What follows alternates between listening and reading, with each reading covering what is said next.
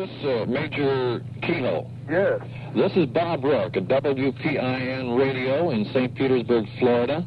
I'm live on the air right now, and the people out there listening, I've already told them I was calling you to and your capacity in NICAP. How are you this morning, sir? Fine, fine. Thank you for calling, Mr. Rourke. Is your family well? Yes, fine. Good.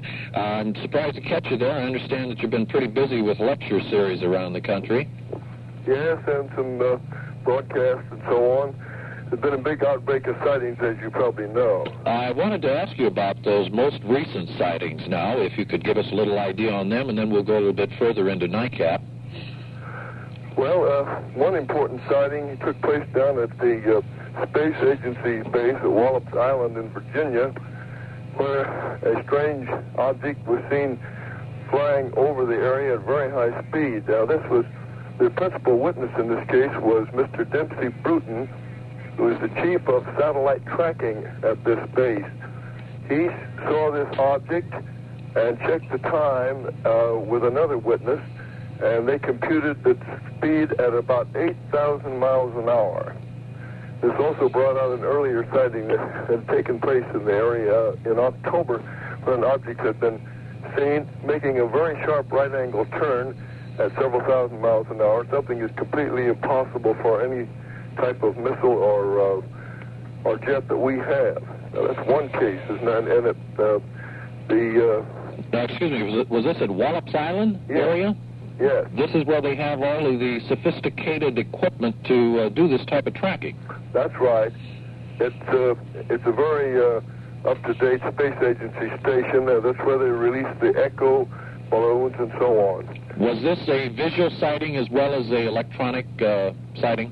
The visual sighting, yes, by Mr. Bruton and several other witnesses in the area. And was it tracked electronically? No, it was not tracked electronically. It came in so fast that before they had time, usually those things have to be set up, before they had time to get a line on it while it was gone. Right, however, there was another one that was tracked by radar, Navy operators at Patuxent, Maryland. That's the big Navy test center. They tracked two UFOs maneuvering some distance from the station. One of these was seen to make a 160-degree turn while it was traveling almost 5,000 miles an hour. And this, again, proves something completely beyond our present knowledge. That's a pretty fast turn. In another case, the captain of an Electra 4-engine transport reported to us, and he withheld his name, but he's a veteran, he's been flying 25 years, that as he was making an approach to the Washington area, a huge object came straight toward them, and he thought they were going to collide. He was just about to bank very hastily away when the object reversed course and disappeared, and he estimated its speed of departure in the realm of 2,000 to 3,000 miles an hour. Could he estimate his closing speed to get an estimate on the craft's speed coming toward him?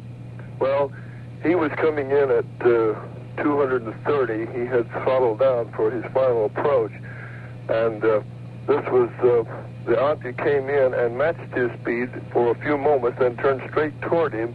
And as I say, it frightened everybody in the cockpit, the co-pilot, the flight engineer, and then, just as the collision seemed almost inevitable, why the thing reversed and disappeared at an absolutely incredible speed. Now, this aircraft was turning base leg and on an approach at the time of the sighting? No, it wasn't on its base leg. It was coming in over Riverdale. And I have all that report filed here, but I don't have all the details at the moment. All I know is he was at 6,000 feet. He had been holding, and he was coming in to begin his procedure when this object appeared. I see. And then there was another case where a government official, and I can't identify him any farther than that because his superiors told him not to reveal the name of the agency or his name, but this is confirmed. He was on official duty in the northwest part of the United States, and a disc about 30 to 40 feet in diameter swooped down right in front of his car, almost filled the the road between the telegraph poles on both sides. It came down straight at him and then shot up over the top and hovered. He jumped out of the car and looked, and it hovered above his car for about a minute or two, and then it tilted up and took off at speed. He said it was several times the fastest jet speed. Now, on all of these normal sightings, now I heard you mention they're tilted up.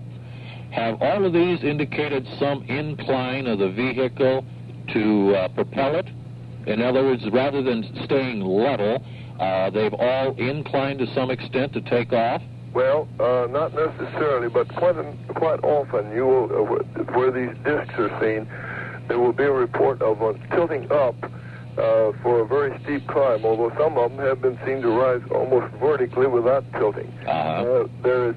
It is now fairly well certain that these things operate with a revolutionary type of propulsion involving an artificial gravity field. I mean, they simply could not maneuver in our atmosphere several thousand miles an hour if they were ordinary vehicles, because they would burn up from friction and they would cause sonic booms that would be heard all over the country. Right, I can see that.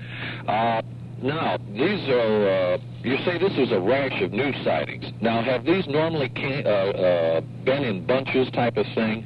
Your sightings maybe dribble for a while, and then all of a sudden you'll have quite a few, and then they'll slack off a bit? Well, there are always sightings, even when in the period that you might call a lull. Right. There are some sightings come in, and you're never sure whether it's a real lull, because the military now keeps a very tight lid on this, so they try to. Occasionally, as this Navy case, something leaks out.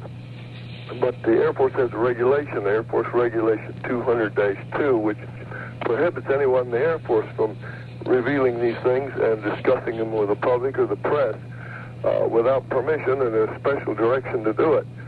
So there are lots of sightings that we know go on. For instance, jet chases. The jets, whenever one of these things appears or is picked up on radar, it's mandatory that Air Force defense jets immediately take off and try to identify the thing and bring it down.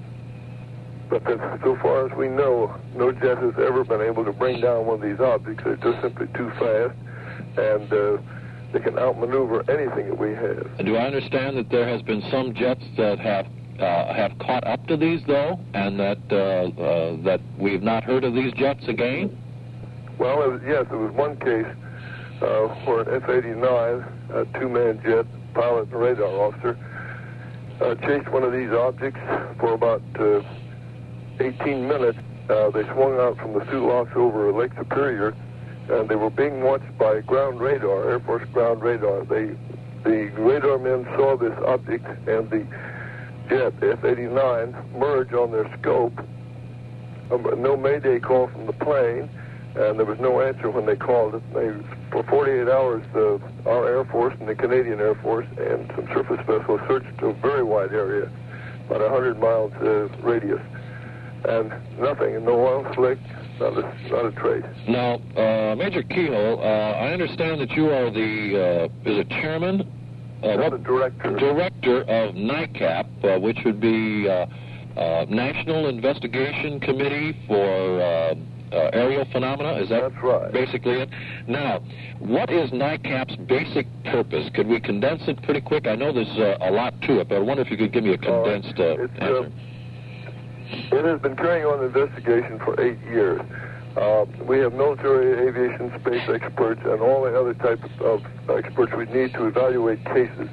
We get all the information we can, verify or discard a report, then it's evaluated by our experts, and we announce a conclusion if we can, and we also are trying to break what we consider dangerous secrecy. And this is done through our board of directors and scientific and technical advisors. And incidentally, if anyone has any report which has not been made public and wish to give it to us, either openly or confidentially, or they want any other information, I wish they would write to us at NICAP, 1536 Connecticut Avenue in Washington. We've had some very, very powerful cases sent to us by simply asking for them in that way. I see. Now, did I understand that you're pushing for open investigation of the UFOs, or is it opening of the files for information that's been received? No, we don't need to open the Air Force files. We have duplicates of hundreds of Air Force cases that we know exactly what they have. What we want to do is to have the secrecy ended. For instance, end the danger of accidental war. Several times the Strategic Air Command has launched bombers when the radar people picked up UFOs and thought they might be a secret Soviet attack. Now, of course, they recalled the bombers. They found out the error, but this could lead to accidental war. And then there's danger on the airlines. Over 50 passengers have been injured in at least 3 different cases where pilots either dived under one of these objects or zoomed to avoid a collision when the object came too close to them. So it's time for this thing to be out in the open and stop ridiculing it and try to tell people what to expect, and particularly pilots what to be prepared for. Now, can you give me your impression of UFOs? In other words, have you come up with a sound idea or basic premise as to what these visual sightings are? Yes, in fact, we parallel the Air Force top secret conclusion, which we know about because one of the former officials on the project is one of our board of governors. We believe, we have concluded after examining several thousand reports, including Air Force reports, that these objects, the majority of them, are disc-shaped devices, apparently metallic, with a thickness at the center about 1/10 of their diameter. That they are capable of revolutionary speeds and maneuvers. They're obviously so superior to anything that we are even dreaming about that they must come from some more advanced civilization. We don't know where. They may be, and probably are operating from a base on some planet in our galaxy, or possibly from the other side of the moon. That's been suggested by a number of scientists. I see. So then you do give these credences to being objects, material objects being operated by a intelligence, and also of not being within this sphere here. That's right. That's exactly what the Air Force concluded in this top secret estimate that they drew up.